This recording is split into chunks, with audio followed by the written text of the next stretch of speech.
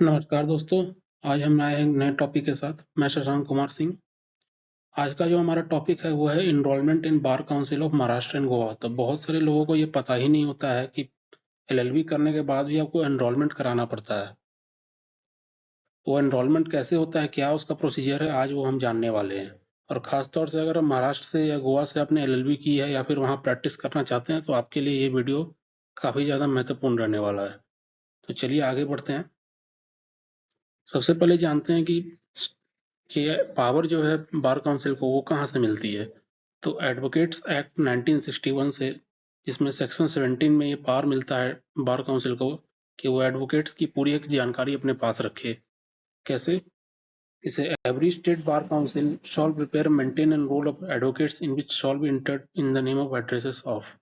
यहाँ से पहले क्लॉज से ये पता चलता है कि बार काउंसिल को यहाँ पावर दी जा रही है कि एक रोल रखेंगे, सारे एडवोकेट्स की जानकारी रखेंगे। और दूसरा क्या कहता है, each such roll of advocates shall consist of two parts, first part containing the names of senior advocates and second part the name of other advocates. तो कहने का मतलब ये है कि पहला पार्ट में जो रखेगा वो सीनियर एडवोकेट्स का नाम रहेगा, दूसरे पार्ट में दूसरे एडवोकेट्स का नाम रहेगा। तीसरा क्या कहता है, entries in each part of the roll of advocates prepared and maintained by state bar council under this section shall be in the order of seniority that may be made by the Bar Council of India in this behalf. Such seniority shall be determined with reference to the act. और जो नाम लिखे रहेंगे advocates के वो किस तरह रहेंगे, सीनियोरिटी के बेसिस पर रहेंगे, जितनी उनकी सीनियोरिटी उस ऊपर उनका नाम रहेगा। दूसरा चीज क्या है कि ये अगर आप और भी चीजें इसमें जानना चाहें, और भी बहुत सारे कंडीशंस है। एडवोकेट्स एक्ट 1961 आप गूगल पे सर्च किए, अब जाके आप उससे खुद से ही पढ़ सकते हैं कि बहुत सारे कंडीशन उसमें दिए हुए हैं। चौथा क्या है, no person shall be enrolled as an advocate on the roll of more than one state bar council. चौथा पॉइंट क्या कहता है कि एक से ज्यादा बार काउंसिल में आप एनरोल नहीं करा सकते। मान लेते हैं कि आपने महाराष्ट्र में करा लिया, तो अब आप झारखंड में नहीं करा सकते, केरल में नहीं करा सकते, एक ही स्टेट में आप करा सकते हो जहां आपको प्रैक्टिस करना है। और जानकारी के लिए आप एडवोकेट्स एक्ट 1961 पढ़ सकते हैं। अब एनरोलमेंट का प्रोसीजर क्या होता है, तो आप या तो ऑनलाइन भी कर सकते हैं, लेकिन या तो आप ऑफिशियल वेबसाइट के थ्रू, जहाँ जो मैंने दे दिया है देखिए यहाँ पर बार काउंसिल महागोवा.org, या फिर फिजिकली जाके ऑफिस में भी आप जमा कर सकते हैं। ऑनलाइन कैसे करना है आप यूट्यूब पे जाके सर्च कर सकते हैं, क्योंकि मैं यहाँ पर नहीं बताऊंगा क्योंकि ये वीडियो फिर बहुत लंबा हो जाएगा। और वो ज़्यादातर लोग क्या है, इसमें एरर होने के भी चांसेस होते हैं। ज़्यादातर लोग क्या है, एडवोकेट्स क्या है, फिजिकली ज़्यादा करना पसंद करते हैं, इसलिए मैं फिजिकली पे ही ज़्यादा बात करूंगा। ये एड्रेस दिया हुआ है बार काउंसिल का, यहाँ नीचे देख सकते हैं आप, पिन कोड भी यहाँ दिया हुआ है। अब एनरोलमेंट का प्रोसीजर क्या होता है, सबसे पहले आप अगर आप ऑनलाइन भर रहे हैं फॉर्म को, तो आपको एक एक्स्ट्रा फॉर्म भरना पड़ेगा जो कि एडवोकेट वेलफेयर फंड के रिगार्डिंग रहता है। आप चाहे तो वो भर सकते हैं, नहीं तो नहीं भर सकते हैं। आप यूट्यूब पे सर्च कीजिए कैसे भरना है, आपको बता दिया जाएगा। और यहाँ पे ऑनलाइन फॉर्म में एक और चीज़ है कि लास्ट दो पेजेस हैं वो ग्रीन में लेजर पेपर में प्रिंट किए जाएंगे, और बाकी जो होंगे वो आपको A4 साइज में किए जाएंगे। लेकिन जब आप फिजिकल फॉर्म भरेंगे तो आपको कोई भी एक्स्ट्रा फॉर्म नहीं दिया जाएगा एडवोकेट वेलफेयर फंड का, वहाँ सब मैनेज रहता है वैसे ही। अब क्या क्या करना है, सबसे पहले आपको क्या करना है, एप्लीकेशन फॉर्म जो है state bar council of India जाके वहाँ जो महाराष्ट्र गोवा की होगी उससे आपको खरीदना पड़ेगा। 500 रुपये में यहाँ दिया हुआ है। अगेन यहाँ पे मैं बता देना चाहता हूँ आपको एक जानकारी के लिए कि यहाँ पे मैं पैसे की कोई गारंटी नहीं ले सकता। हो सकता है बढ़ गया हो सकता है घट गया हो, बढ़ते चीज घटती चीजें बाद में आप लोग कमेंट बॉक्स में ये बात मत बोलिएगा हमें कि आपने तो गलत बता दिया ये वो, इसकी हम कोई गारंटी नहीं ले सकते हैं। अभी तक मैंने जहाँ तक जानकारी इकट्ठा की है तो उसमें 500 रुपये ही मांगे जा रहे थे, या फिर कोर्ट से भी ले सकते हैं। दूसरा क्या है, आपको एड्रेस जो है बोथ परमानेंट और डोमिसाइल वो महाराष्ट्र और आउटसाइड महाराष्ट्र का नहीं भरना होगा, आपको वहीं का देना पड़ेगा, वरना आपका एप्लीकेशन वही रिजेक्ट कर दिया जाएगा।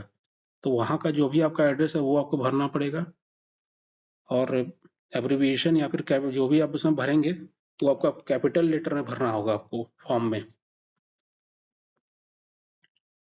दूसरा डॉक्यूमेंट्स क्या क्या सबमिट करना पड़ेगा आपको, तो सबसे पहला तो एज प्रूफ आपको देना पड़ेगा अपना, जैसा कि आप समझ रहे होंगे 10th की मार्कशीट जिसमें आपका डेट ऑफ बर्थ दिया हो। महाराष्ट्र का एड्रेस प्रूफ देना पड़ेगा वहाँ का। कॉपीज ऑफ मार्कशीट, सारे सेमेस्टर लॉ स्कूल के जो आपके मार्कशीट होंगे वो आपको देने पड़ेंगे। प्रोविजनल एक्चुअल लॉ डिग्री का आपको लॉ डिग्री अगर ले ली है तो ठीक है, नहीं मिला है तो प्रोविजनल आप जमा कर सकते हैं। एफिडेविट देना पड़ेगा, एक उसमें सारा चीज़ लिखा हुआ। और जैसे ही आप फॉर्म भर लेंगे तो उसमें आपको 2 फोटोकॉपी जो यहाँ ऊपर जितने डॉक्यूमेंट्स मैंने बताए हैं, सेल्फ अटेस्टेड करके आपको जमा करने होंगे। और एफिडेविट में क्या-क्या लिखना है वो भी मैंने यहाँ लिख दिया है। अब सबसे बड़ा बात है यहाँ सबमिट कैसे करना है, और डॉक्यूमेंट्स को आपको सबसे पहले पर्सन जो जब मीटिंग होती है, जब जानते हैं कि एडवोकेट्स एक्ट जब आप पढ़ेंगे तो उसमें बताया गया है कि डॉक्यूमेंट्स जब आप भरेंगे तो वहाँ पर एक मीटिंग होगी, वहाँ पे अप्रूव किया जाएगा इस मीटिंग में आपके नाम को। उसके बाद क्या होगा, आपको कुरियर से 7 से 30 दिन के बाद आपको जैसा भी दिक्कत नहीं हो सकता है, लेट भी हो सकता है, आपको एक पैकेज मिलेगा जिसमें आपको बार काउंसिल का सर्टिफिकेट होगा और एक बार काउंसिल की आईडी होगी। और वो कैसा आईडी दिखता है मैं आगे आपको दिखाता हूँ, एक मिनट। ये देखिए, इस तरह की देखिए आपके आपका बार काउंसिल का सर्टिफिकेट हो गया लेफ्ट साइड में, और ये राइट साइड में आपका ये बार काउंसिल का आईडी हो गया। यहाँ देखिए, ये बार काउंसिल ऑफ महाराष्ट्र वो हाई कोर्ट ऑफ बॉम्बे, या नाम वगैरह लिखा हुआ है जो, या सिग्नेचर, ये लेफ्ट साइड में सर्टिफिकेट दिया हुआ है। कुछ इस तरह का सर्टिफिकेट आप रिसीव करेंगे। अब जरूरी नहीं है कि, अब ऐसा तो नहीं है कि ड्राइविंग लाइसेंस है कि हर कोई जाकर के वहां पे अपना नाम करा लेगा। पता चला कि भारत की आबादी के हिसाब से 140 करोड़ एडवोकेट्स हो जाएंगे फिर तो। जोक्स अपार्ट, यहाँ कुछ एलिजिबिलिटी होती है और डिस्क्वालिफिकेशंस भी होते हैं एडवोकेट्स में एनरोल कराने के लिए। सबसे पहले जो एलिजिबिलिटी है वो सेक्शन 24 ऑफ एडवोकेट्स एक्ट में बताया गया है। तो इसमें बोला गया है कि क्या क्या कंडीशन है। तो पहला कि वो देख सकते हैं, वो पहले तो सिटीजन होना चाहिए, भारत का नागरिक होना चाहिए। दूसरा क्या है, उसको 21 साल का मिनिमम होना पड़ेगा। तीसरा क्या है, उसको बस लॉ डिग्री होनी चाहिए अपनी। ठीक है, और भी बहुत सारी चीजें आप एडवोकेट्स एक्ट में पढ़ सकते हैं। ये पूरा प्रोविजन यहाँ मैंने नहीं लिखा है, बहुत सारी चीजें हैं। ये मेन मेजर चीजें जो मैंने आपको बता दी हैं। और डिस्क्वालिफिकेशन क्या होता है, वैसा नहीं कि आपने डाल दिया एप्लीकेशन तो आप, जरूरी नहीं है कि आप हो ही जाओगे। या फिर पिछले पिछले स्लाइड में मैंने आपको बताया एफिडेविट देना पड़ता है। उसमें आपको देना पड़ेगा कि आप किसी भी ऐसे अपराध में सम्मिलित नहीं है।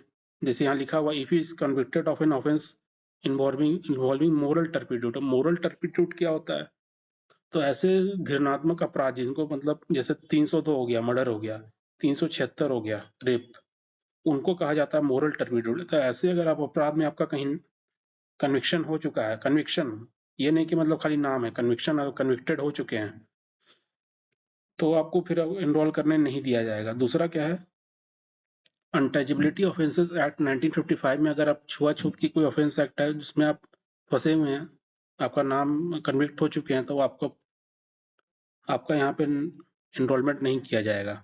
तीसरा है, अगर आप पहले ही सरकारी किसी कर्मचारी किसी ऑफिस में या फिर किसी पद पे काम कर रहे थे, वहां से आप डिसमिस हो चुके हैं मोरल टर्पिट्यूड के चार्जेस पे या फिर करप्शन के कुछ चार्जेस पे, तब आप एलिजिबल नहीं हो पाएंगे, तब आपको नहीं एनरोलमेंट दिया जाएगा। ये चीज आपको जान लेनी जरूरी है, क्योंकि पता चला बाद में आपको समझ ही नहीं आया क्यों आपको रिजेक्ट कर दिया गया। That's it for today. Thank you. जय हिंद, वंदे मातरम।